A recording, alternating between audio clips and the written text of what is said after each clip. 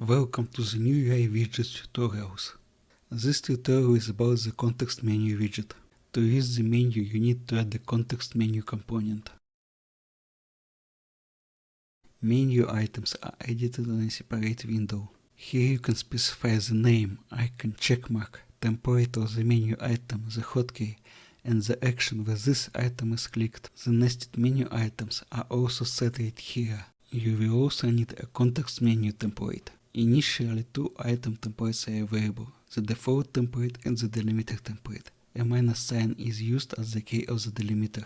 Different menus can use the same template. Here is the context menu in employee mode.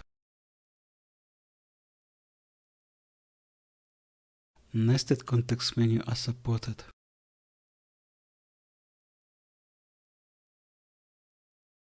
The keyboard is supported. You can open the menu and navigate between menu items. Hotkeys work out of the box with both legacy input and new input system.